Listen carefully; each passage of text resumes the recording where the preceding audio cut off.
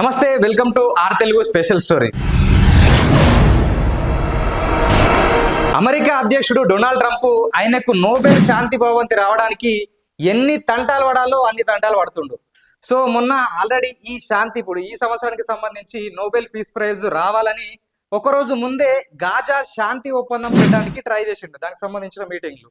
So ఈ meeting లా దాదాపు 20 దేశాలకు సంబంధించినటువంటి ప్రజాప్రతినిధులను నాయకులను పిలిపించిండు. సో ఈ మీటింగ్ లా ఏమంటుండంటే, నేను దాదాపు ఇప్పటి వరకు 7 యుద్ధాలను ఆపిన ఈ గాజా హమాసు తర్వాత ఇజ్రాయెల్ కు సంబంధించినటువంటి ఈ ఒప్పందం ఏదైతుందో దీంతో 8 యుద్ధాలు నేను ఆపిన, మొత్తం మీద నేను ఒక పీస్ బ్రోకర్ని, నేను చేయబట్టే ప్రపంచవ్యాప్తంగా ఉన్న యుద్ధాలు ఆగుతున్నాయని చెప్పేసి ట్రంప్ మాట్లాడుతూ ఉన్నాడు.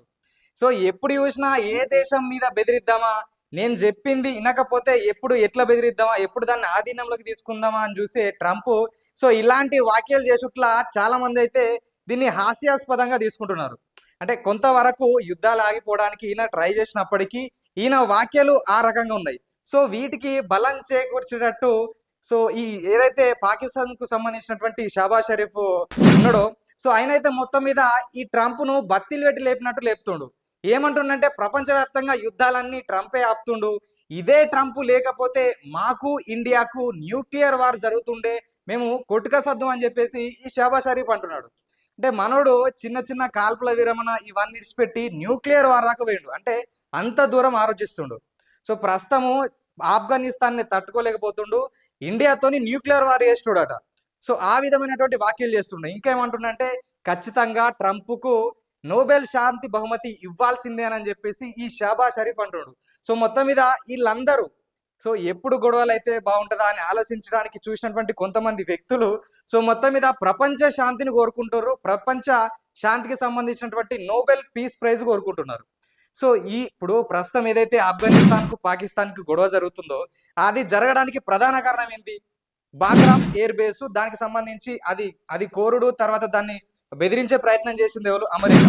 సో అమెరికా అంటే అమెరికా ప్రజలు, అమెరికా దేశాన్ని మనం అనొద్దు, ఎందుకంటే అమెరికా ప్రజల యొక్క మంచిని కోరుకోకుండా తన ఇష్టం ఉన్నటువంటి తన నిర్ణయాలు అయితే తీసుకుంటున్నారు ఎవరు? ట్రంప్.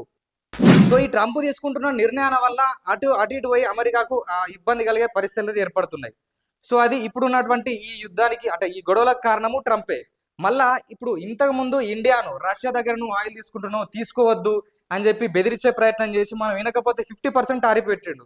సో ఇటు ఇండియా పైన అటు ఆఫ్ఘనిస్తాన్ పైన ఈ బెదిరింపు చర్యలు, తర్వాత చైనాతో కూడా ఇప్పుడు ఇంతకుముందు మనం ఏమనుకున్నామంటే ఇండియా రష్యా నుంచి వెళ్ళి ఆయిల్ ఎగుమతి చేసుకుంటుంది అంటే దిగుమతి చేసుకుంటుంది అని చెప్పేసి టారిఫ్ పెంచిండు.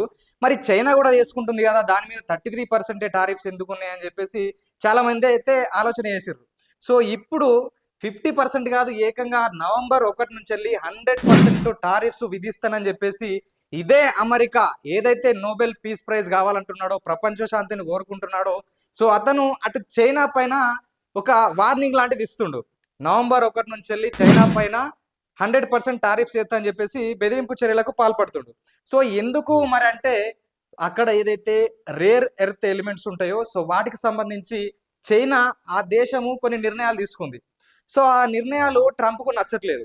సో ఇదొక్కటే కాదు, ఎక్కడ కానీ అతనికి నచ్చని విధంగా ఎవరు ప్రవర్తించినా సో వాళ్ళపైన ఏదో రకంగా ఆజమాయిషి చేసి వాళ్ళను తనను లొంగ తీసుకునే ప్రయత్నం అయితే చేస్తుండు ఈ నోబెల్ పీస్ ప్రైజ్ కోరుకునే ట్రంప్.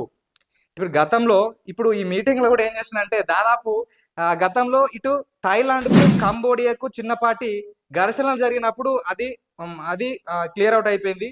తర్వాత ఏదైతే ఆర్మేనియా ప్లస్ అజర్బైజాన్ సో వాళ్ళ గొడవలు ఉన్నప్పుడు సో అది కూడా సద్దుమణిగిపోయింది. సో ఇప్పుడు గాజా హమాస్ కు ఇటు ఇజ్రాయెల్ కు ఇది కొద్దిపాటి అంటే యుద్ధం అనేది పూర్తి స్థాయిలో ఇక్కడ ఆగిపోలేదు. ఎందుకంటే ఇజ్రాయెల్ వాళ్ళు ఏమంటున్నారు, ఈ హమాస్ కానీ గాజా కానీ ఇక్కడ మీరు అధికారం నుంచి దిగిపోవాలని చెప్తున్నారు.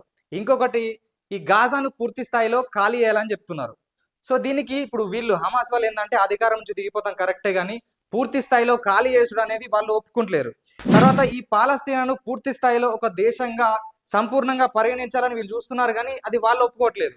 సో ఇంతకు ముందు కూడా ఇదే ఇజ్రాయెల్ 1948 నుంచి వెళ్ళి మొదలు పెడితే అటు లెబనాన్ కావచ్చు, ఇటు ఈజిప్ట్ కావచ్చు, సో ఇలాంటి సరిహద్దు ప్రాంతంలో ఉన్నటువంటి దాంతో ఎప్పుడో ఒకసారి గొడవలే జరుగుతున్నాయి. సో ఈ యుద్ధాలు ఇప్పటి అంటే కాదు, ఇటు ఇజ్రాయెల్ కు ఈ అరబ్ కంట్రీస్ కు ఉన్న యుద్ధాలు ఇప్పటికైనా ఈయన ఇప్పుడు ఆపుతున్నా అంటే కాదు. గతం నుంచి దాదాపు 80 సంవత్సరాల నుంచి వెళ్ళి ఈ ఘర్షణలు అంటే చిన్నపాటి ఘర్షణలు అనుకోవచ్చు, కాల్పల విరమణ అనుకోవచ్చు, గొడవలు అనుకోవచ్చు, ఈ స్థాయిలో జరుగుతున్నాయి. పూర్తి స్థాయిలో చిన్నగా జరిగినటువంటి ఘర్షణ ప్రతిదాన్ని యుద్ధం అని మనం అనలేము. సో ఇంకొకటి ఏంటంటే అటు యుక్రెయిన్ కును రష్యాకు మధ్య జరిగినటువంటి మొన్నటి జరిగిన వారు అది సీజ్ ఫైర్ అని కొద్ది స్థాయిలో ఆగిపోయింది తప్పించి అది పూర్తి స్థాయిలో ఆ యుద్ధం కూడా కంప్లీట్ కాలేదు. సో మొత్తం మీద ఎక్కడ వేసిన గొంగడి అక్కడే అన్నట్లుంది. ఎందుకంటే దేశాలు అన్నప్పుడు ఏదో జరుగుతూనే ఉంటాయి, మళ్ళీ ఏదో నస్తూనే ఉంటాయి.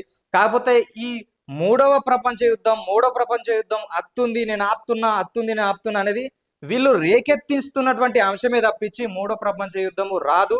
మళ్ళీ ఒక 2 దేశాల పేర్లు చెప్తూ వాటి రెచ్చగొట్టే ప్రయత్నాలు కూడా ఏ దేశం కూడా చేయొద్దు. సో ప్రస్తుతం ఈ ట్రంప్ కు సంబంధించి ఆయన చేసిన వ్యాఖ్యలు, తర్వాత ఈ ట్రంప్ గురించి షాబాష్ షరీఫ్ చేసినటువంటి వ్యాఖ్యలు, సో వాటి గురించి మీకేమనిపించింది? మరి నిజంగానే నెక్స్ట్ ఇయర్ అన్న ఈ నోబెల్ ప్రైజ్ ట్రంప్ పొందుతాడా లేదా, అతను అర్హుడేనా? సో మీరేమనుకుంటున్నారో కామెంట్ రూపంలో తెలియజేయండి. ఖచ్చితంగా మరొక అంశంతో మీ ముందుంటాం.